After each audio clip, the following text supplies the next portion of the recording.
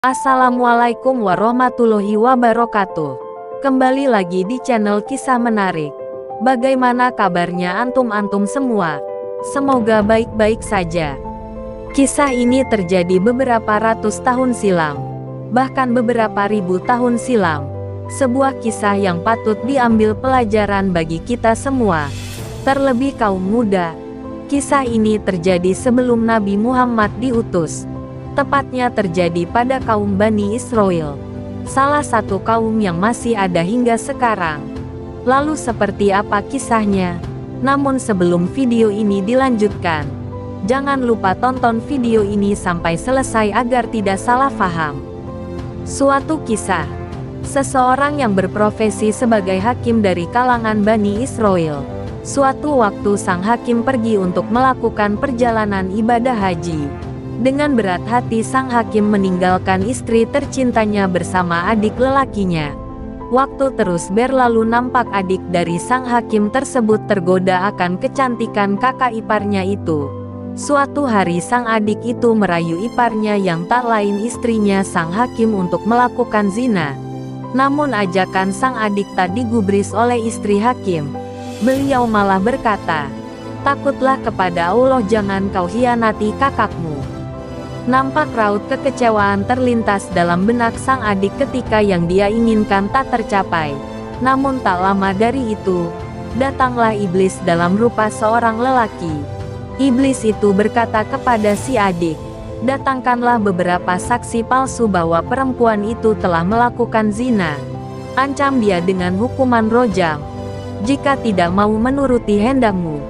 Si adik nampak begitu yakin kali ini rencananya untuk menggauli kakak iparnya itu bakalan berhasil. Alhasil karena nafsu yang sudah membara, dia datang kembali. Dia datang lagi dan kembali membujuk sang ipar, namun karena iparnya itu tidak mau. Sang adik mengatakan apa yang disarankan iblis kepada istri sang hakim. Namun jawaban sang istri hakim di luar dugaan beliau, berkata, "Lakukanlah apa yang kamu ancamkan." Kata beliau tak takut dengan ancaman adik iparnya. Maka tak lama dari itu didatangkan massa dan saksi palsu itu. Sehingga istri sang hakim harus mendapatkan hukuman rojam. Setelah semua selesai, seorang laki-laki tampan menemukan istri sang hakim tergeletak tidak berdaya. Nampak dalam dirinya masih ada kehidupan dalam dirinya. Laki-laki tampan yang mendengar rintihannya melakukan pertolongan dan membawa istri hakim itu ke rumahnya. Seorang teman lelaki itu di saat melihat istri sang hakim terpesona akan kecantikannya, sehingga ia merayunya untuk melakukan zina. Saat orang yang menolong istri hakim itu tidak ada di rumah. Namun meski dalam keadaan yang tak begitu membaik, istri hakim itu tetap menolak melakukan itu.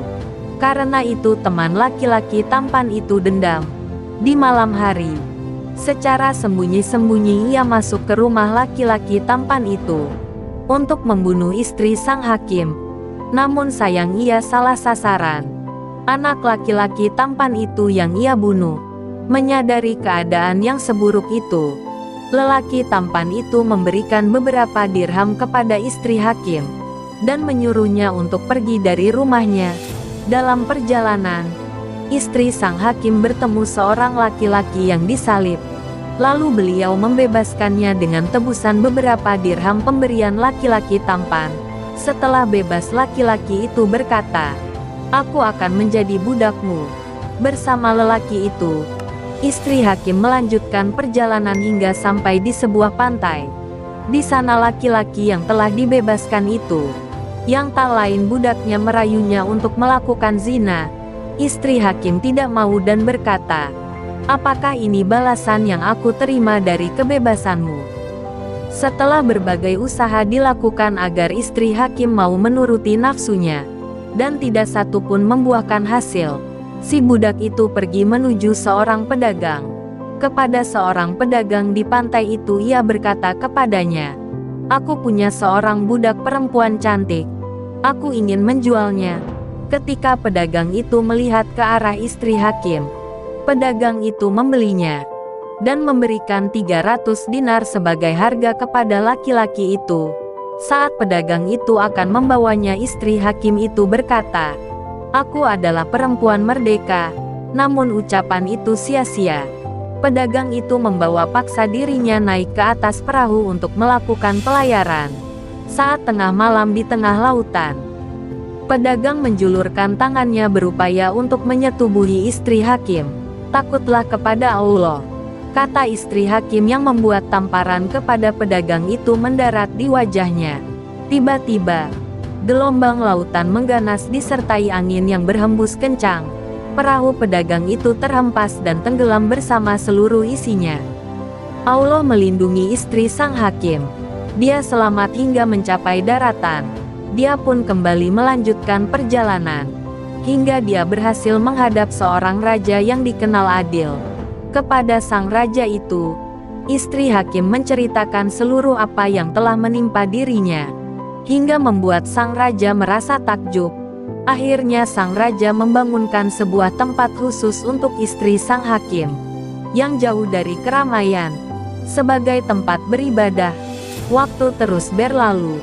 Seiring dengan berjalannya waktu, semuanya berubah dengan sendirinya, hingga membuat istri hakim itu menjadi perempuan terkenal, karena kemampuannya menyembuhkan berbagai macam penyakit, dan meringankan berbagai bentuk kesusahan. Seiring dengan berjalannya waktu itu pula, sang hakim telah datang dari perjalanan haji. Dia pulang ke rumahnya. Dia tercengang melihat keadaan rumahnya telah berubah. Orang-orang di sekitar rumahnya mengabarkan kepadanya bahwa istrinya telah dirojam karena melakukan zina. Lalu dia mencari adiknya, dan ia menemukan adiknya itu tengah menjadi buta. Para tetangganya yang mengetahui keadaan adiknya sang hakim, menyarankan untuk pergi bersama adiknya kepada seorang wanita solehah yang terkenal di sebuah desa, untuk meminta doa kepadanya. Sang hakim pun pergi membawa adiknya. Dalam perjalanan, mereka bertemu teman laki-laki tampan yang telah terkena penyakit dengan tujuan yang sama. Mereka juga bertemu laki-laki yang dibebaskan istri hakim dari tiang salib, yang kini telah menjadi buta. Ia juga hendak menemui wanita soleha terkenal itu. Mereka juga bertemu pedagang yang telah membeli istri sang hakim. Rupanya dia selamat. Namun kini ia mendapat ujian besar. Selepas perahunya karam, dia juga hendak meminta doa kepada perempuan soleha itu. Saat sampai ke tempat tujuan, mereka menghadap kepada wanita solehah yang tidak lain adalah istri hakim itu. Kemudian mereka memohon agar didoakan. Istri hakim tentu mengenal mereka semuanya. Nampak wanita solehah itu begitu bahagia ketika bertemu dengan suaminya lagi. Meski sang suami tidak bisa mengenalinya akibat dirinya yang memakai cadar. Kemudian wanita solehah itu berkata, "Barang siapa yang mau mengakui dosanya akan aku doakan." Si adik hakim itu berkata, "Aku malu kepada kakakku untuk menceritakan dosaku ini di hadapannya," ucap sang adik dengan penuh penyesalan. Sang hakim berkata, "Tidak apa-apa adikku." Setelah mendengar itu, satu persatu, mulai dari adik sang hakim, teman laki-laki tampan, laki-laki yang disalib, hingga si pedagang, satu persatu menceritakan dosa yang telah dilakukan kepada istri hakim tersebut. Mendengar hal itu sang hakim terkejut. Dirinya bertanya-tanya di mana istrinya berada. Lalu istri hakim itu berkata kepada sang hakim, "Mendekatlah kepadaku." Awalnya sang hakim ragu, karena dia tahu kalau wanita itu solehah. Namun dia mengira semua itu karena untuk pengobatan. Lantas di depan suaminya, wanita solehah itu menunjukkan identitas aslinya kepada sang hakim. Dengan membuka cadar yang dia pakai, sang hakim yang melihatnya tak percaya. Dia begitu bahagia sampai air matanya berlinang. Lalu dia berkata, "Engkau adalah istriku. Sungguh engkau bebas dari apa yang telah mereka ceritakan." Istri hakim berkata, "Engkau telah mendengar cerita mereka. Jika engkau mau menghukum mereka atau mau memaafkan mereka, itu adalah hakmu. Dan aku telah memaafkan mereka semua." Mendengar hal itu lantas sang hakim berkata, "Bagaimana aku tidak mau memaafkan mereka jika kamu sendiri sudah memaafkan mereka?" Lalu sang istri hakim itu kembali dan berdoa, "Ya Allah, hilangkanlah semua masalah dan penyakit yang menimpa mereka." Allah lalu mengabulkan doa wanita solehah itu. Dan berkat doa itu, semua sembuh. Sementara sang hakim begitu bahagia bertemu istrinya kembali tanpa kurang satu apapun. Mereka terus hidup bersama hingga mereka dipisahkan oleh kematian. Masya Allah, subhanallah. Kisah ini begitu membuat kita terharu akan pengorbanan seorang wanita yang teguh mempertahankan martabat dirinya sebagai seorang istri. Di saat banyak wanita di luar sana yang dengan gampang melakukan hal-hal yang dilarang oleh Allah. Banyak pelajaran yang bisa diambil dari kisah ini. Salah satunya adalah, kita sebagai anak muda tentunya jangan mudah tergoda dengan bujuk rayu setan yang terkutuk.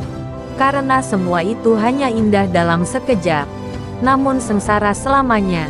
Sebelum bertaubat kepada Allah, semoga wanita di luar sana juga tak gampang dalam mengumbar aurat yang membuat laki-laki tergoda. Semoga yang nonton video ini dilancarkan segala aktivitasnya. Dan semoga yang menonton video ini mendapat syafaat dari Nabi Muhammad SAW kelak, amin ya robbal alamin. Dan jangan lupa sholat. Cukup sekian, wassalamualaikum warahmatullahi wabarakatuh.